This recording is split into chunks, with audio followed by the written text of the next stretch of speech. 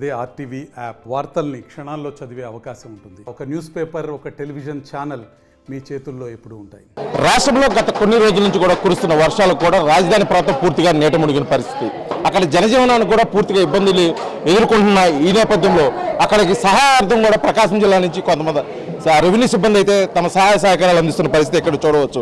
సుమారు 25,000 మందికి సరిపడా ఆహారాన్ని కూడా ఇక్కడ ప్రకాశం జిల్లా నుంచి విజయవాడ కేంద్రంగా తరలిస్తున్న ఈ పరిస్థితిలో ఇక్కడ పరిస్థితులు ఏ విధంగా ఉన్నాయి, ఇక్కడ అదేవిధంగా ప్రకాశం జిల్లా రెవెన్యూ అధికారి యంత్రాంగం నుంచి ఎటువంటి సహకారాలు ఉంటున్నాయో ఇక్కడ ఒంగోలు తహసీల్దార్ ఉన్నారు, వారు మాట్లాడి తెలుసుకున్న ప్రయత్నం చేద్దాం. సార్ చెప్పండి, గత 2 రోజుల నుంచి కురుస్తున్న వర్షాలకైతే పూర్తిగా గుంటూరు, విజయవాడ పరిసర ప్రాంతాలు అయితే పూర్తిగా నీట మునిగిన పరిస్థితి. ఇక్కడి నుంచి ఎటువంటి సహాయ సహకారాలు ప్రకాశం జిల్లా రెవెన్యూ శాఖ నుంచి అందిస్తున్నారు? విజయవాడలో జనజీవనం వరదల కారణంగా బాగా స్తంభించిపోయింది. సో వాళ్ళకి ఆహారం సరఫరా చేయడం అనేది మా బాధ్యతగా భావించాం. ప్రకాశం జిల్లా కలెక్టర్ గారు, జాయింట్ కలెక్టర్ గారి అధ్యక్షతన మేము ఒక 25,000 వెజిటబుల్ బిర్యానీ ప్యాకెట్స్ని పంపిస్తున్నాం. అలాగే అక్కడ ప్రజలకు అవసరమైన వాటర్ బాటిల్స్ని పంపించాం.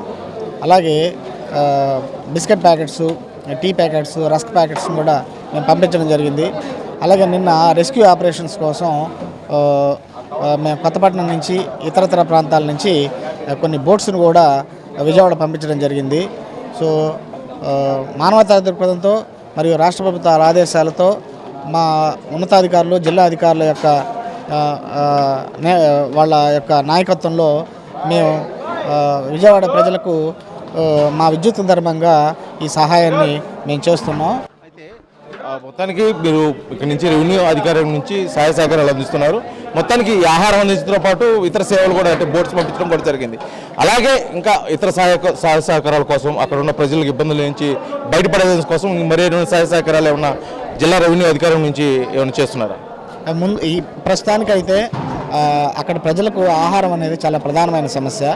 మరియు వాళ్ళని అక్కడి నుంచి వాళ్ళు ఆ నీట మునిగిన ఇళ్ల ప్రాంతాల నుంచి బయటికి తీసుకురావడం అనేది మొదటి సమస్య. కాబట్టి అందుకోసం మా ప్రకాశం జిల్లా కలెక్టరేట్ యంత్రాంగం తరపున మేము బోట్స్ పంపాము.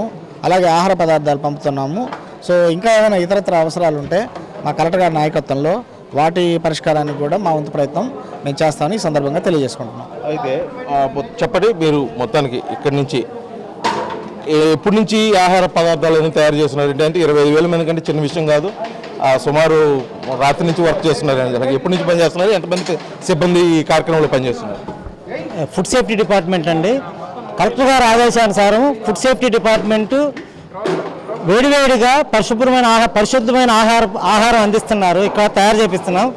అర్ధరాత్రి 2 గంటల నుంచి ఇక్కడ 100 మంది కార్మికులు, revenue department, food safety department అందరూ కలిసి ఎంతో అహర్నిశలు ఇక్కడ పనిచేసి విజయవాడలోని వరద బాధితులకు ఇక్కడ నుంచి 25,000 ఆహార పొట్లాలు పంపిస్తున్నాము. అలాగే 1,00,000 బిస్కెట్ ప్యాకెట్లు పంపిస్తున్నాము. ఇవన్నీ 2 లక్షల వాటర్ ప్యాకెట్లు, వాటర్ బాటిల్ కూడా ఇక్కడ నుంచి పంపించడం జరుగుతుంది. గవర్నర్ కలెక్టర్ గారు, జేసీ గారు ఆదేశానుసారం, ముఖ్యమంత్రి గారు ఆదేశానుసారం ఇవన్నీ వాళ్ళకి సహాయం చేస్తున్నాం. ప్రకాశం జిల్లా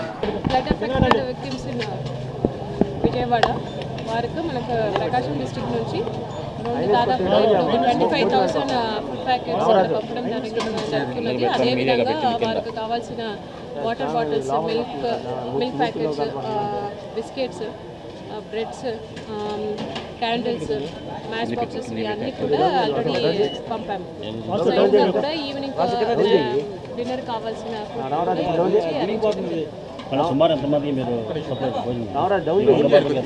ఎన్ని పెట్టారు?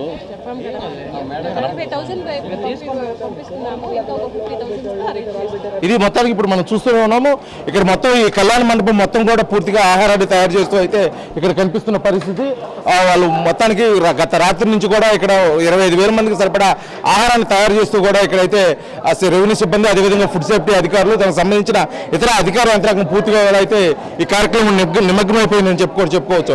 అయితే జరిగిన కార్యక్రమం పట్ల అక్కడ ఉన్న ప్రజలు వరదలకైతే ఇబ్బంది పడుతున్నారో, వారు పడుతున్న ఇబ్బంది నుంచి వారిని గట్టెక్కించడం కోసం, వారికి కనీసం ఆహారం అందించడం కోసం కూడా జిల్లా రెవెన్యూ అధికార యంత్రాంగం అయితే కదిలిందని చెప్పుకోవచ్చు. ఇక్కడ కావాల్సిన ఆహార పదార్థాలతో పాటు వాటర్, అదేవిధంగా బోట్ ఫెసిలిటీ కూడా ఇక్కడి నుంచి ప్రకాశం జిల్లా నుంచి కూడా పట్టించడం జరిగిందని చెప్పేసి కూడా ఇక్కడ అధికారులు అయితే మనకు తెలియజేస్తున్న పరిస్థితి. వీడియో జర్నలిస్ట్ లక్ష్మణ్తో శ్రీనివాస్, ఆర్టీవీ, ఒంగోలు, ప్రకాశం జిల్లా. మరిన్ని వీడియోస్ కోసం ఛానల్ ని సబ్స్క్రైబ్ చేయండి. లేటెస్ట్ అప్డేట్స్ కోసం వాట్సాప్ ఛానల్ ని ఫాలో చేయండి.